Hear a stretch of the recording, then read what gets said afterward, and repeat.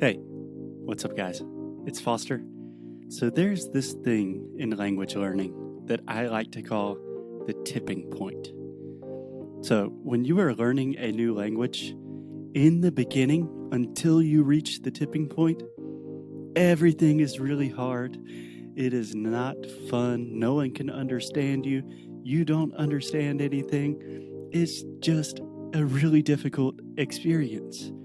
But here's the beautiful thing. After you reach this point, everything is awesome. It's much easier. You can talk to people. You can connect with native speakers, meet people from different cultures. Yeah, sure, sometimes you forget a word every now and then, but you are over the tipping point.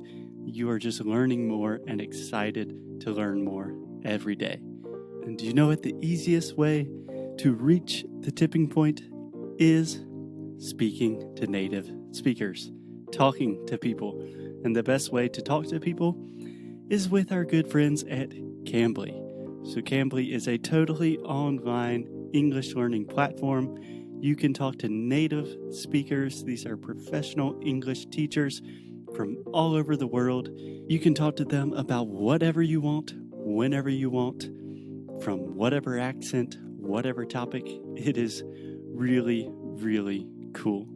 So if you have not checked out Cambly yet, you can go to cambly.com and use the promotional code inglesnuecrupodcast to get your first class for free.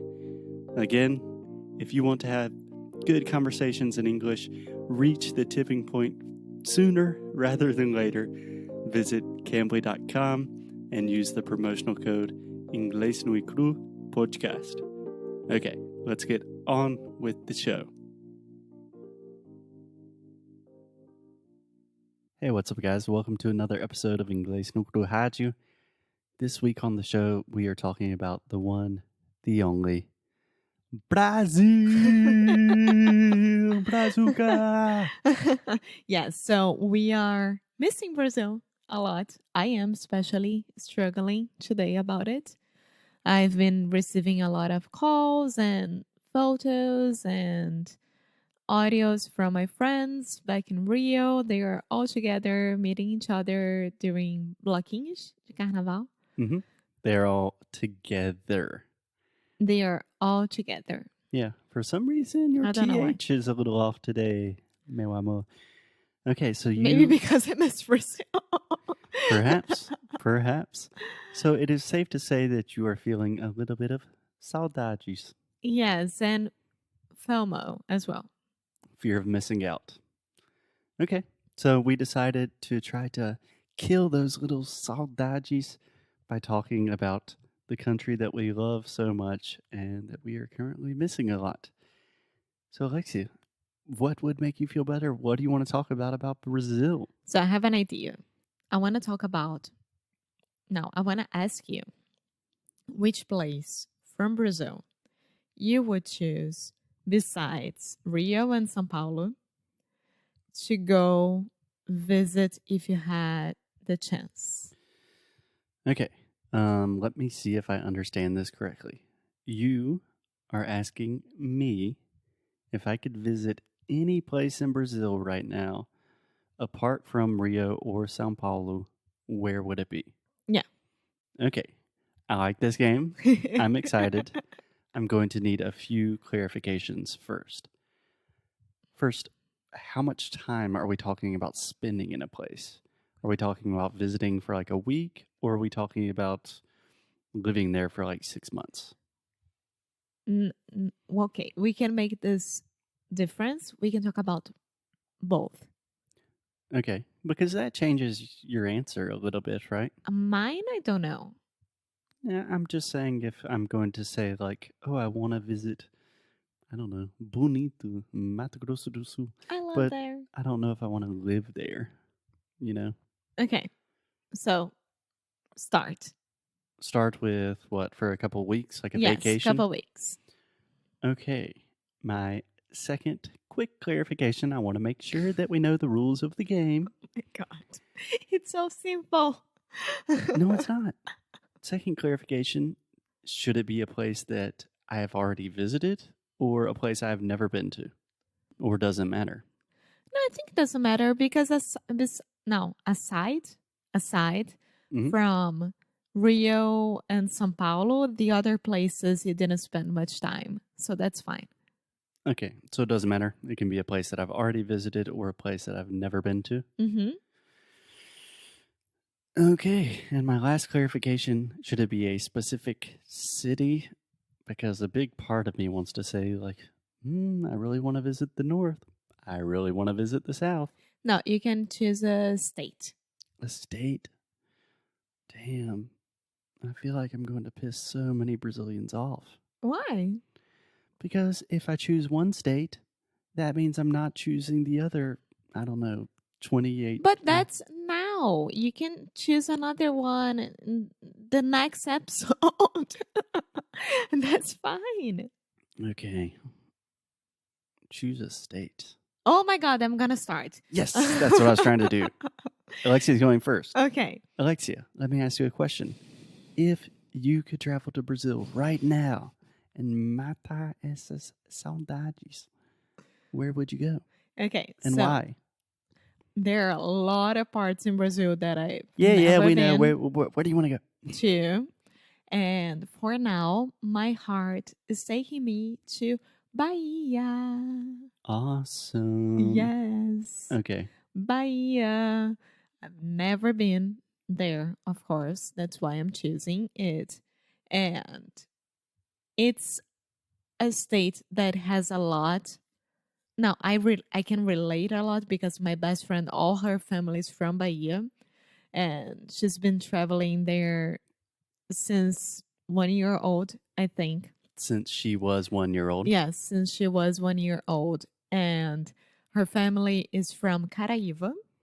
Caraíva's a fancy beach place, right? It's not Not like fancy, but really beautiful. I Yes. hear people Yes. vacationing there often. And I would definitely choose Bahia. And when I say Bahia, if I had the chance to spend a month there, I think I would choose, of course, the beaches because I'm really, really into the south of Bahia beaches.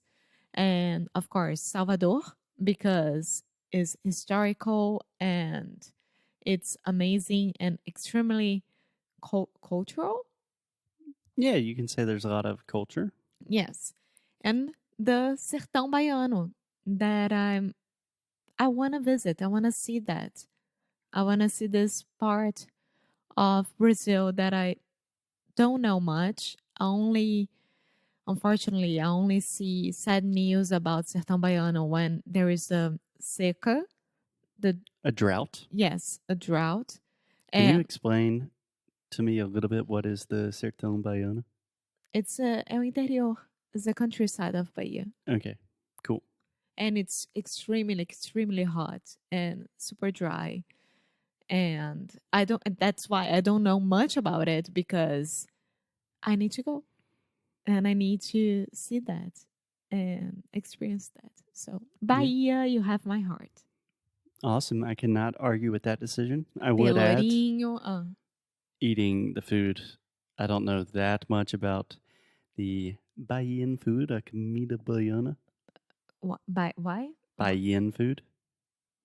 Food from Bahia. Is that how you say it in English? That's how I just said it. Okay. I don't know. But I Comida love baiana. acarajé, all of those things. Good. Kind of spicy. Yeah, a little bit of dende. Mm-hmm. Yes. Mm-hmm. So, Mm-hmm. Bahia, there you go. Okay. So I just had to look at my phone really quick to verify I was thinking of the correct state. And it's really hard.